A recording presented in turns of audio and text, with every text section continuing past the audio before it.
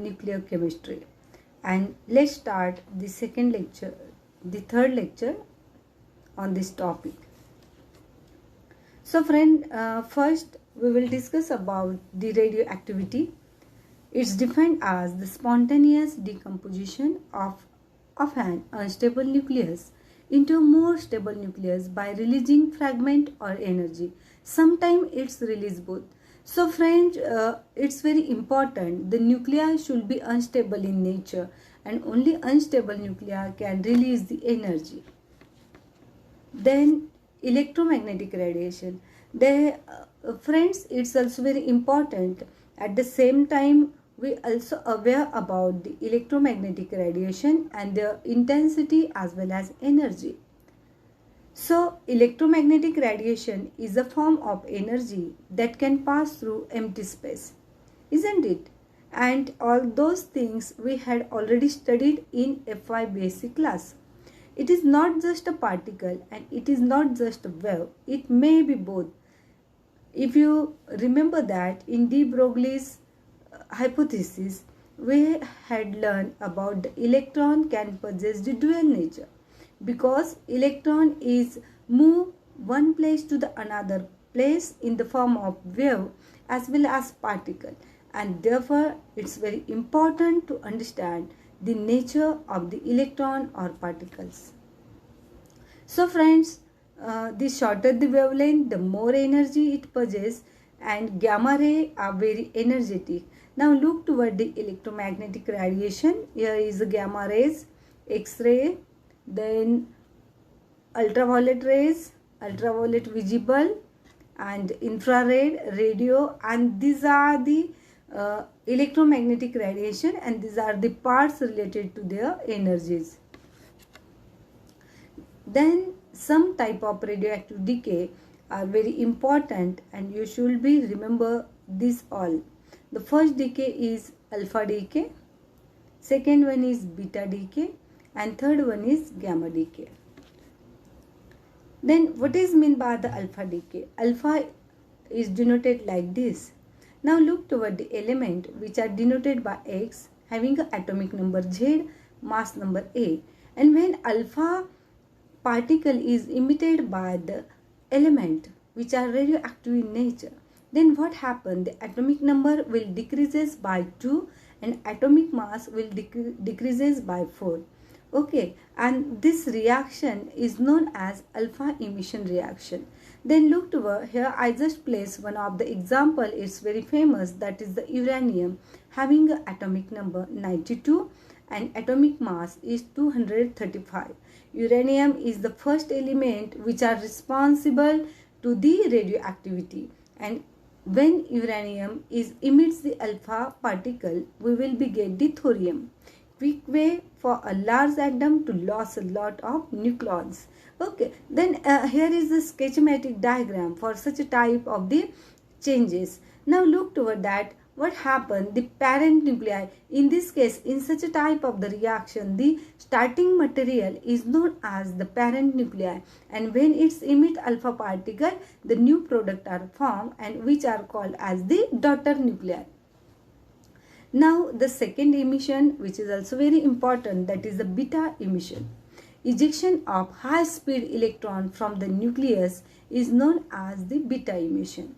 Now when beta electron is moved or lost from the radioactive nucleus, that time what happens? The atomic number is increases by 1. Okay friend, atomic number is increases by 1, and what happened? The atomic mass is increases. Now look toward that, the potassium having a atomic number 19, and when beta means electron is lost by such a type of the nucleus, it will be converted into the higher atomic number containing element, that is the calcium, and it's very important, and the diagram is represent such a type of the changes. Now last one is the gamma emission. Emission of high energy electromagnetic radiation is known as the gamma emission. Usually occurs after emission of decay particle from a metastable nucleus. Does not change the isotope or element, isn't it? Why? Because The gamma is only concerned with the energy, means high energy elements or nucleus is converted into the stable one, only losing some amount of the energy, and such a type of the emission is known as the gamma emission. Now friends, penetrating distance is also very important for the study. Now look toward alpha is a heavy particle. Alpha is also known as the helium particle because having the same atomic number and mass number. Then beta is nothing but the electron, and gamma is 0 having atomic number, means no effect after emission of that.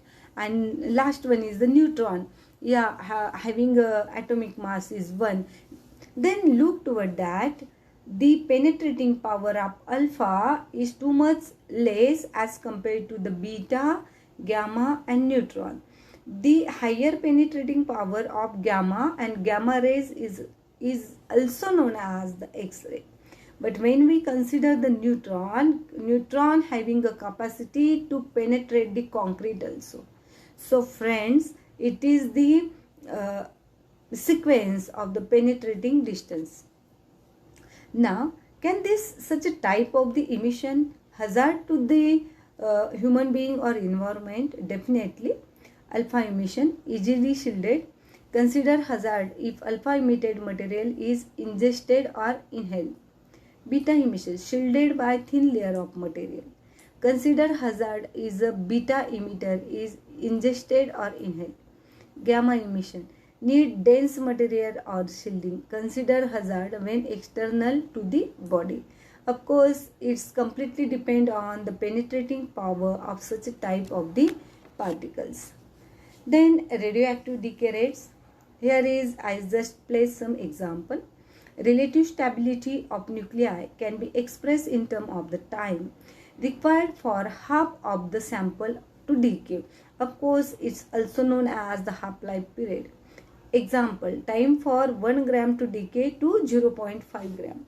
So friend, I just recall one thing. The same question was asked in the recent MPSC examination which was held by government of Maharashtra, I thought in March.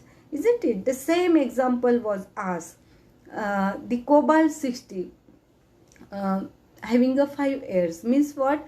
The 1 gram of cobalt 60 decomposes half in 5 years, means 5 years is the half-life period of the cobalt 60. Now the same thing I have present here for copper 64, uranium 238 and uranium 235. These are the isotopes, and looks toward that this is a very long duration to decompose such a type of the material. Trying to reach nuclear stability. Okay, let's see the first point.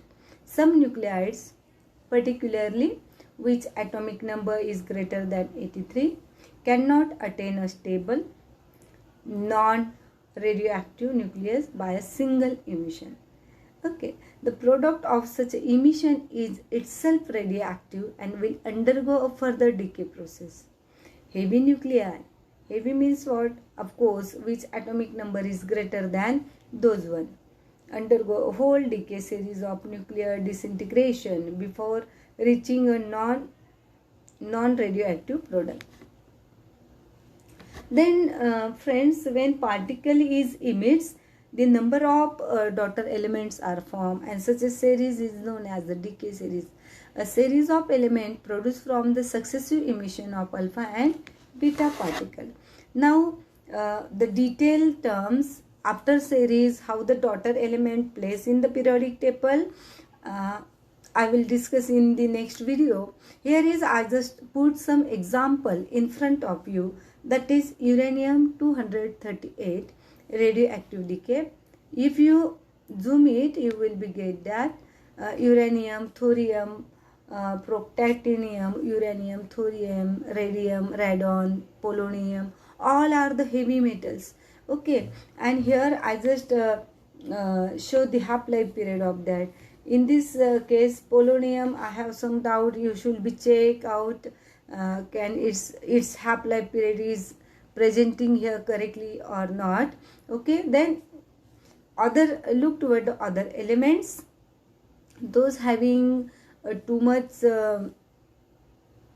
long half-life period, and lead and polonium and bismuth having a very minimum half-life period like 5 days and 140 days, but lead are stable in nature, and therefore lead sulfate, lead nitrate is available in our common laboratory also. The four known decay series. The first series, parent radioisotope. First series is known as uranium series, having atomic number 238, and about 14 decay step is followed by this series, and the final product we got the lead 206, which are very stable. Then the second one is the thorium, having atomic number 232. 10 decay step is followed by this, and we will get lead 208. Then uranium and plutonium. So friend, how many steps are involved and how many series of decay you should remember, because it's not only applicable in our theory syllabus, in our examination, but also very applicable in the next studies like NET, SET, GATE and so on. So here is the last slide I will present in front of you, that is the radon 222. It's having these elements having a very fantastic story. Originated from uranium 238, means that series, which occurs naturally in most type of granite. Means what? The radon occurs naturally in granite, but it also prepared from the uranium series. Radon 222 has a half-life period is very less, that is a 3.825, means near about 4 days. Its decay via alpha emission. This isotope is particular problem because it is a gas which can leave the surrounding rock and interbuilding with the atmospheric air. Okay friends, then it is very important to remember that radon is only one of the radioisotope which are in the gaseous phase. So friends, we will be discuss the next points of the chapter on the blackboard. Thank you very much.